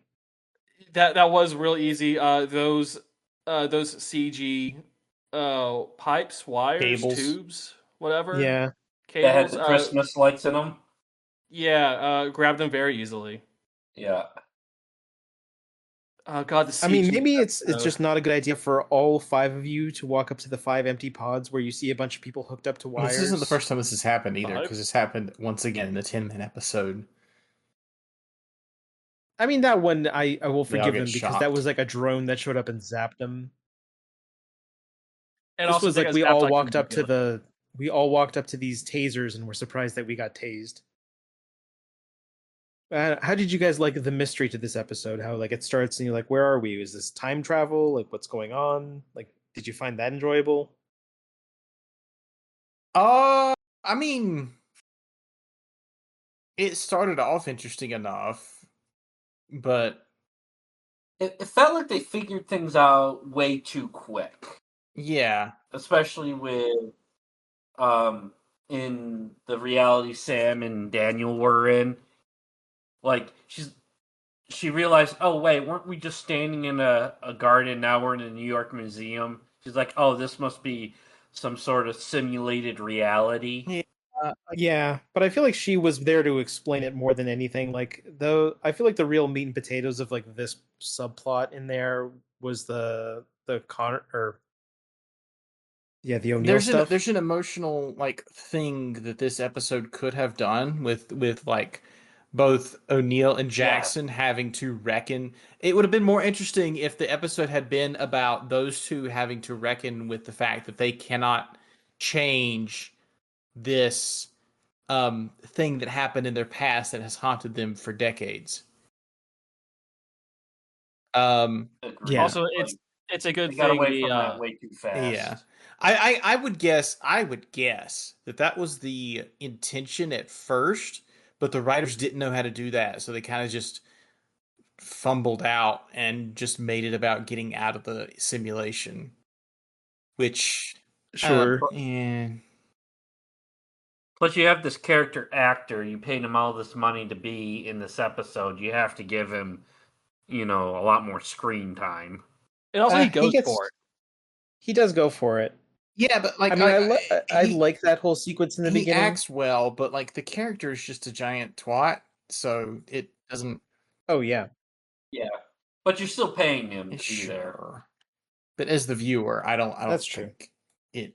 He's a good actor. I don't want to dunk on his like. I don't want to dunk on that, but I just feel like the story that we get is not the story that should have been written with this setup. Yeah, I agree with you. If this was more about them coming to terms with like some sort of traumatic event in their past, I think that would have probably been like better writing. I think this episode's still fine. Yeah, it's fine. Either that or it could have just gotten weirder than it did. Like it doesn't get weird. Yeah. Which you're in a VR space. You can do anything you want visually. And I know they're limited on budget, but I don't know. Yeah, they spent most of the budget on the tentacles. Yeah. I think this is another case where it would have been a lot better if they broken this up into two parts. Like the first part is they get captured, they keep going through different iterations of these traumatic events and slowly reconcile and come to grips with it. And then the second part is them trying to get out of it and escape it. Yeah. I think that would have. Or they just figure out been the a lot doors thing that they wind up figuring out. By the way, Yeah, that was mostly by the by way, accident. the solution to this is basically, oh yeah, there's some doors over there. If you walk out, you'll leave. You'll get you're escaped. You're free. Yeah. And no one found those in 1,000 years. Yeah. Well, Yeah. they didn't know they were even there. But like eventually you wander around so much that you just notice the pattern on the door repeats itself, and then you walk through one, and then boom, there you go. You're in that conservatory in Vancouver. Also, if you can make this world look like and do anything, then surely you don't have to just take a few memories from people. You can be more creative than that, right? You can do the Inception thing of building like a weird, perfectly symmetrical city in your head, and then live there for 50 years. Oh God, that was with the thing, wasn't it? With your insane French wife. Yeah. Yeah. Unfortunate. I don't know. I feel like if they had leaned, there's like two different ways they could have leaned into this. They could have either done like the Groundhog Day thing, which I thought worked well in the beginning, and then eventually just they literally just say fuck it, or they could have done the more trippy thing. It turns out they try to do both, and they do both not super well. But I think this episode's still okay. It is. It's just there's more interesting directions it could have gone, and it didn't go. It didn't go there. Mm-hmm. Before we talk about anything else about this episode, I need to ask you all the most important thing possible. Mm-hmm. How did you like Teal's hairpiece? I was going to bring it up. Nice hair. Yeah, holy shit. That was a really great gag, by the way. It was a very good gag, yes. Almost as good a gag as like constantly crushing Daniel Jackson's parents. Well, why would this blew my mind. That piece of rock probably weighed 3 tons. Why would you stand under it? Oh yeah, why would you two, for all intents and purposes, people who have like degrees and are supposedly smart, stand under a very heavy object under a crane? I'm sorry to break it to the why would you break it to the world, but just because you have a degree doesn't mean you have common sense. You might be very, very smart in your one field and completely fucking stupid in all the others. Yeah, I was told growing up that when you get a PhD, you hand in your common sense. Yeah, it's like the thing that allows you to get a PhD is like removing all of the other stuff from your brain so that you can focus on this one thing and become very good at it. Yes. I guess. So just so typical post-doc behavior. Yeah. It paints Daniel's like bloodline in a real sad light. It's just like, yeah, these people like to stand underneath heavy objects that are suspended.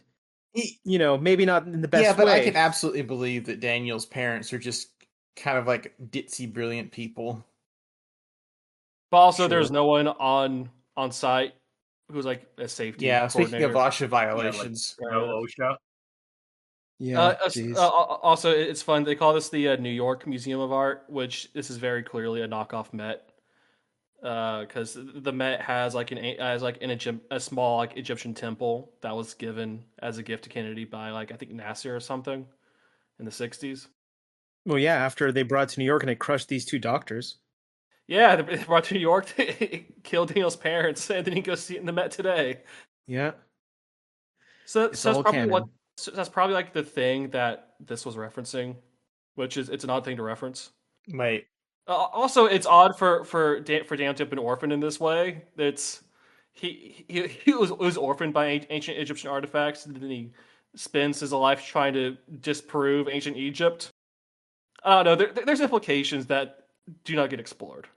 I guess that does make sense. Like, ancient Egyptian bullshit killed his family, so he just spent the rest of his life trying to prove that the Egyptians were full of shit. Aliens did it, wasn't them. That way, So if you think about it, the aliens crushed his family. Oh, it was the aliens all along. Yeah, they just keep doing it to him. And I think that was another miss they had. Like during that scene, Michael Shanks acting like about the stress this was causing him to relive his parents' death over and over. I mean, he does sell it. Yeah, he does a good job with it. Oh, both of them sell like the trauma really well, actually. Which is kind of part of what feeds into the disappointment in like it's not actually exploring that. Yeah, like the people in black and the keeper show up way too early. Well, I guess they've had enough stuff happen to them at this point that like they get shown trauma from their past like 2 or 3 times, and then they catch on to what's going on. Also, having like an observer with each of them, Teal'c and Carter, to be like, wait, we're in a time loop, and this is intentionally showing you stuff from your past that like you can change, but probably can't change. So this is all probably a simulation of some kind. Yeah, and that breaks it. It is fun how like the game master is basically just trying to goad them once like he more or less reveals himself. Oh, you haven't tried everything yet. Maybe if you did this, it's like, fuck off, man. These aren't gamers, Yeah, this isn't the hit movie Gamer. But God, that movie. The fact that in O'Neill's memory, the guys with the AKs keep spawning in different locations each time is some real bullshit. That is, yeah, like basically this guy's. They make it very obvious that this guy's not interested in them like solving this. He's just interested in torturing them. So really, this is the Dark Souls of Stargate SG-1 episodes. Sure. Except you don't die, just, your parents do, or that one guy from your past. Yeah, I guess I agree with Justin. Like this episode feels like wasted potential because of the way that they pivot. And then like that the pivot where it goes into like they're incepted into different simulations. Like it does. Again, you could go somewhere. Like you could go. Like one of the places they could go is you get to the. How am I trying to say? What am I trying to? I know what I'm trying to say. I just don't know exactly how to say it. They get to a point where they realize it's a simulation and they decide to not do anything about it. Like you could use that as representative of like sweeping the memory under the rug and it just keeps coming back to haunt you or something. I don't know. I feel like it shouldn't be all that hard to take this and turn it into a thing about having these people deal with their trauma. But I don't know. Yeah. Once again, that's not what they're interested in doing here. I know, it's disappointing. Though it felt like it at the beginning. Oh well. Yeah, I will say this. So, like, Kowalski being back in this Yeah, episode is kind he's of good. cool. And I feel like, once again, another point where, like, things kind of feel like a missed opportunity when Kowalski's in the holding cell with them and he's having that conversation with O'Neill. Like, that was good stuff. yeah, that was good. That was them like dipping their toe into like the mind fuck possibilities Yeah. of premise, and that's the only time they do it. And then O'Neill punches him, Which and is then you great. never see Kowalski again. The bit where O'Neill punches him is pretty good. Like, Yeah, that is good. But, like, I feel like I feel like they could have done so much more with this. O'Neill's brute force method of dealing with things is something that I want to see fully explored in one episode, in a positive way. Mhm. In a hey, this actually really worked way. It's like no, actually, violence is the answer. I want violence to be the answer for one mean, episode. Damn it! Oh well, there's Look at plenty of there. episodes where violence is the answer. Like the one Thor's hammer, violence was the answer. Sure. Violence was the answer to that. Yeah. Hey, No. Just remember- I Shows want up. a situation set up where the lesson should be violence isn't the answer, but then it turns around and it turns out violence is the answer. It's just for giggles. Hey, Oh, okay.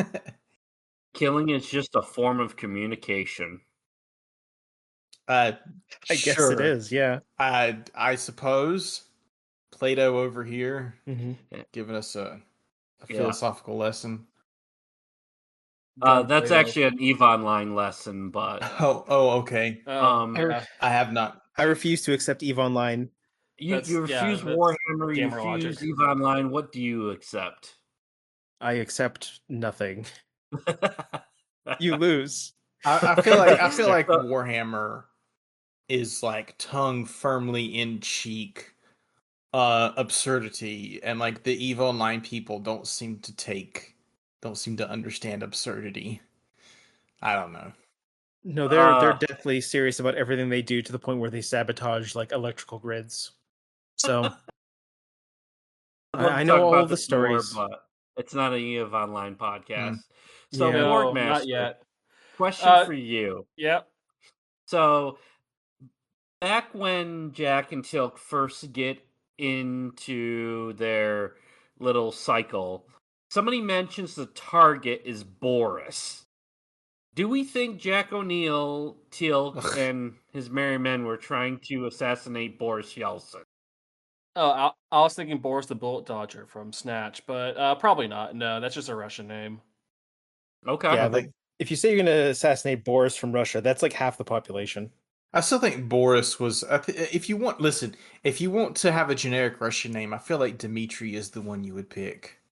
There's a few you can go for. Yeah, There's like a but handful. like you can pick Boris Yeah.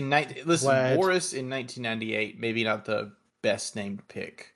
for. It was most top of mind name to pick. Sure, which is why you shouldn't have picked it.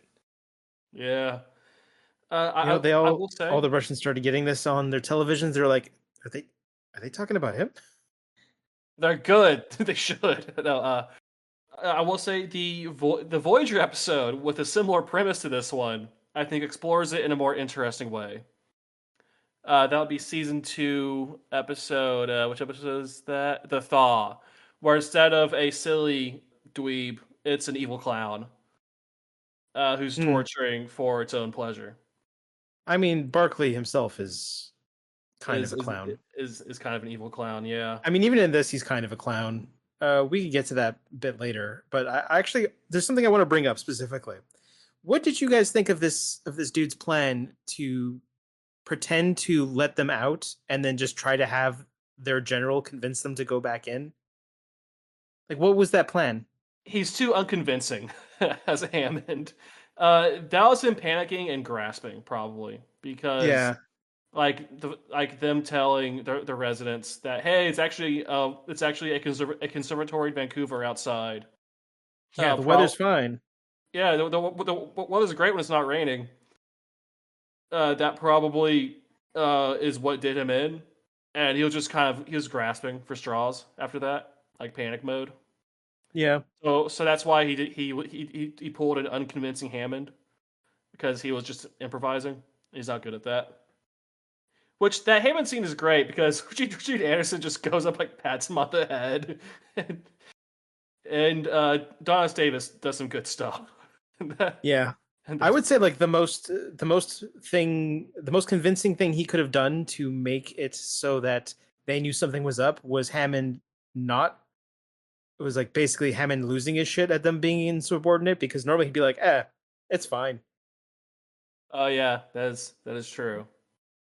Yeah, because Hammond will just be like, "What's wrong with you, Fraser? Go run some tests on them. They're being weird." Yeah. Right. So, but yeah, so the moral story is go touch grass. Yeah, which everyone does at the end of the episode, much to Barkley's dismay. Because it says grass they're touching. Yeah, Okay. he's literally like, they're picking the flowers. I worked so hard. I really appreciate how, because they were on like public property there shooting those scenes, that they stuck those fake flowers into like those bushes. Just That so were they could take them out. just so that they take them out and not actually mess with any of the public property they were on. Yeah. Because that, I mean, I keep bringing up that set because it is used in several shows. The what is it called? The Bloedel Conservatory and Aviary, which was built to celebrate the Canadian Centennial in the '60s. The like futuristic like greenhouse dome and the gardens around it. Like that was in Battlestar Galactica, Andromeda, Fringe, Supergirl, like tons of other shows. Like it's just a nice looking area that you can go and shoot something in. Yep. That's why I keep bringing it up. It's pretty funny that they did that. Speaking of flowers, did anyone else notice that in the beginning of the episode, when they stepped through the Stargate, Daniel sneezed again to just remind us that he gets allergies? I actually did not notice He that. did sneeze, yep. Yeah. What did everyone think of the time, the part where the Gamekeeper shows up in Daniel's memory and he just like morphs from like that lady into Lieutenant Barkley, like that jump scare where he shows up. It was a cool effect, but like, I don't know. At that point, we already knew that he was around, so it wasn't as surprising as it could have been, I guess. I mean, I all get- the people in black robes that we clearly saw at the beginning of the episode kind of gave it away. Yeah, I mean, what was that? This advanced race of like mind matrix things, and they can't find ways to conceal themselves while like staring at you at your trauma. Like, I don't get it. They've been in mourning for the past 1,000 years. Sure. Also, what is this planet like 12 people? Sorry, 12 people. Always have been. Yeah. Yeah, they don't really explore why they are that way, the way they do in like Tin Man. Yeah. They make like some throwaway statements like, "Oh, we progressed too quickly and we fucked up and we destroyed our environments." Now there's 12 of us in this conservatory. There's 12 of us at this conservatory and we all want to touch grass, but we can't because Barkley says no. And we all experienced each other's memories 1,000 times over. Yeah, that one time that one dude was like, janking it in the corner. Just a real trauma bit for everyone to share. And yet, there's nothing else to do, so might as well watch it again. I like Daniel's analogy of imagine being stuck in a room for 1,000 years with only 5 more movies. And it's like, well, between 12 people, maybe you're able to make like 3 or 4 pornos to go along with it. Oh God. Is that what this is? They've just been like in a 1,000-year space orgy and they're just sick of it? No. That stuff happens very little. Most of the content they watch is just filler. It's like some like dude going to work, riding in a car, eating dinner. It's like nobody wants to watch this. Yeah. Well, you see, you spend like 100 years in like the cyber orgy, but then it gets boring, right? Because they're there for millennia. Yeah, just the same 12 people over and over again. Also, like, wouldn't these people, if they lived in a society advanced enough to do this, have a giant library of stuff stored. Like, I don't know, if you could digitize a brain now, like you could and give them access to the internet, for one, that'd be terrible for their mental health.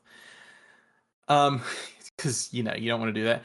But like, you'd have tons of media to go through. I don't know if you'd have 1,000 years worth, but by the time you get to the end of it, the beginning of it will feel fresh again. I mean, you spend like 100 years just on like the Xbox 360 library. Yeah, I wouldn't take Yeah. 100 years, but you can spend a decade or two. Yeah, you spend like a decade on that, a decade on like the PS3 library, right? You could tool around. I feel with like the PC. I feel like if this is just about being entertained while you're stuck in limbo until your planet recovers, there should be plenty of media for these people to go through. I guess I think it's very funny that like the moral of this story is a television show telling you that you should stop watching television. I mean, Evan. That's basically what it is, right? I mean, eventually that's where Evangelion gets. Oh yeah, this isn't nearly as deep. With a lot less trauma to my psyche. I mean, it's a bit of trauma to Daniel Jackson's psyche, yeah, but not yours, thankfully. Yeah, but Not- there's not always to the trauma same- to Daniel Jackson's psyche. Let's be honest. Daniel Jackson and Shinji are not on the same level of trauma. no. Wait, who has more trauma though? Shinji, clearly. Oh, yes. I mean, I don't think Daniel Jackson ever has to pilot his mom, so it's probably Shinji. Yeah, Not yet, anyway. yeah, not that I know. Also, Daniel Jackson's dad didn't fucking despise him in favor of a clone that falls apart every few weeks. No, instead, Daniel Jackson's dad got crushed by In front of his very eyes. a bet exhibit. Yeah, he died doing what he loved, standing under heavy machinery.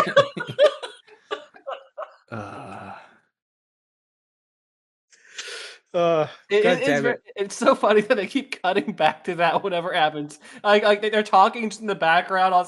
It's just cuts to his parents getting crushed. And he never says. He never thinks to fucking say, "The chain is breaking. You need to get out from under there."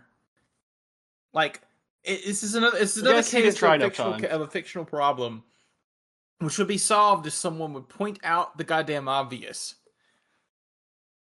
And at one point, he just tries to pull them out, but they just kind of push him away and immediately get crushed. So, I don't know. Like that, it's almost like a Looney Tunes bit at a certain point with this episode, right? Yeah. I mean, the Keeper does have a pretty funky-looking hat, so...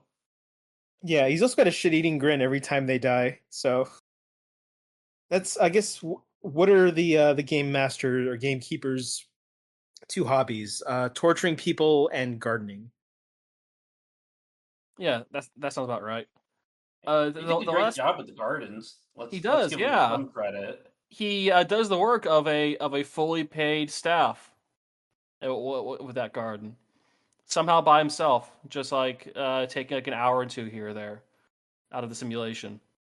Yeah, I mean, I don't know if you've all gardened. Like, if it's not that hard. Like, the weeding's a bit of a pain in the ass, but that's a large and well manicured garden. Yeah, I guess he's just really good at what he does. The last thing I want to say is again, like I'm still convinced that SG-1 could clear Ironclad in like a week. An SEL reference for everyone out there. Whereas Kirito would not last a day in the SGC. Oh, probably not. No. Just throwing that out there. Does anyone else catch the irony of like Barkley being the simulation guy again? I think that's intentional. Do you think the actor like read the script and said, "Really, guys"? Or like he read it's like, "Ha, that's funny. Let's do it." Yeah, that could be it. Yeah. The way to use some Star Trek actors in future seasons indicates to me that they know what they're doing. They know. And it is funny. And they think it's funny. Yeah. I do feel like so far with the season, they are trying to have a little bit more fun here and there. Yeah, like having Daniel Jackson's parents die over and over in front of him. Yeah. Yeah. No, I'm just kidding. I'm joking. I do feel like it's snarkier. Does anyone have any other thoughts on these episodes? So the trivia on the Amazon episode had something I thought was a little bit interesting. So Kowalski and what was it, Colonel John? They both had M4A1s. In 1982? Yeah, those weren't No, invented till 1994. Okay, So, I was going to ask what guns those were because they look like Yeah, M4s, but I was like, surely they're supposed to be M16s because of yeah, they would be 1982. using M16s or Yeah, carbines. but those were M4s. That's very funny. All right, anything else from anyone? go watch Evangelion. Yeah, go watch I mean, Evangelion. Don't watch SAO. Go watch Independence Day. go watch Rebuild Uh, of Evangelion after watching Evangelion. yeah. I get the feeling you don't like Rebuild much. Yeah, I was fine with the way Evangelion Oh, ended, but you that's didn't just watch me. Rebuild? No, I They didn't do feel a like watching different Rebuild. thing, and I think it's very good. Yeah, good for them. I don't have anything against that. I appreciated how it ended in Rebuild. Yeah. I'm just going to throw that The out thing there. for me is like I didn't I'm actually like original Evangelion all that much. I didn't expect to like Rebuild as much as I did, but I wound up really liking Rebuild a lot. Um, except for the fact that Anna was still a pervert. That's part of its charm. can't change it. It is what it is. All right, so is that everything we have to say about getting over it with Lieutenant Barkley? Yep. I mean, I would say so. The only other thing I would maybe ask is like, which was your favorite of the bunch? But like, eh, I I don't feel especially like fantastic about any of these episodes. Maybe I Prisoners don't for feel me, but like, strongly about any of the episodes. But I think I know we didn't have much good to say about it, but Serpent's Lair is the one that I was most entertained by. In the Line of Duty, I think also winds up being better than Prisoners and Gamekeeper, but Serpent's Lair is probably if you want me to name a favorite, I'm picking that. But all of them are just okay. yeah, that's fair. I personally don't like In the Line of Duty, but I don't know. It's fine. I've seen worse things on television. I've seen Wings. Prisoners falls into an episode type that I already don't like much and doesn't do much with it. And Gamekeeper has a premise that they could have done way more with, and they just did it in the most. They did whatever they did in kind of the most boring way they could have done it. Yeah, I feel like this batch has 2 episodes that are more or less wasted potential. So, mm, Tyler, your thoughts? Prisoners is a hard skip for me. I think I would rewatch Line of Duty, Gamekeeper, and I would definitely rewatch Serpent's Lair just to watch Daniel Jackson do wield over and over again. I don't know why, but I just think that's hilarious. It's pretty good. I would say that all of these episodes are mid tier, but the floor is noticeably higher now than in season one. It feels like they are raising the floor on the quality of their episodes. yeah, I mean, none of these episodes are Hathors, so therefore I'm not like bleeding out my eyeballs. So that's a plus, right? Yeah, I'd say That's always so. a plus. Geez. Well, on that note, that's it for this batch of episodes. Next time we meet, we will talk about the next 4 episodes of season 2. These are episodes 5 through 8, starting with Need. The episode's name is just Need. Then Thor's Chariot, followed by Message in a Bottle, and then Family. I would say that I personally think the overall quality of next batch is higher than this one, but that's just me. All right. All Does right, Vin Diesel show up? I mean, listen, it's 1998. He would have been affordable. Yeah. He would have been. Was he in Saving Private Ryan yet? Nah. Saving Private Ryan yet? Yeah, he died. Yeah, that was Yeah, no, I idea. know he was in that, but like 97, by 98. this point, was he in that movie? I think that just happened. Yeah. Maybe. But yeah, so that is where we will leave off for now and come back next time. Anyone have any plugs? Anything they want to say to the dear viewers? Yeah. So come check us out. Come check out Adam and I on the Amateur Hour podcast where we talk all things football, and you can hear my amazing, never wrong takes. And Adam and Gino are also there as well. Tyler is the only one who knows anything about football, it turns out. So with that, this has been Chariots of the Pods, part of the Deep Listens podcast network RSS feed. I still don't know what to call it. Deep Listens is itself is a podcast about video games, almost like a video game book club. Twice a month or once a month, I forget how often they do it. They interview various games that are current or modern or relevant in some way, shape, or form.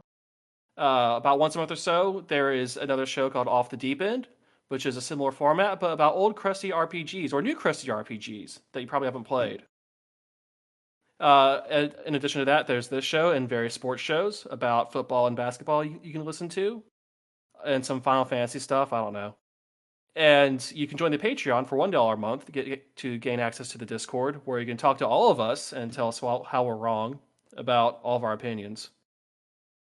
But if you pay $3 a month to the Patreon, you get access to a bonus podcast called the OG Songcast. It's about old crusty anime that I haven't seen, but you might have seen. So you should check it out. Additionally, you can find me, your beloved host, at Fifth Generation Gaming on Twitch. I stream usually games in the 32-bit game console generation and review them. My reviews for though in chronological order go up on 5thgengaming.blog, and I'm also on Blue Sky at 5thgen gaming. I need to post more, but I am there. I'm proud of you for remembering your own blog URL this time. Yeah, I was gonna say he probably took a look at the sticky note there, right? It sounded like you did.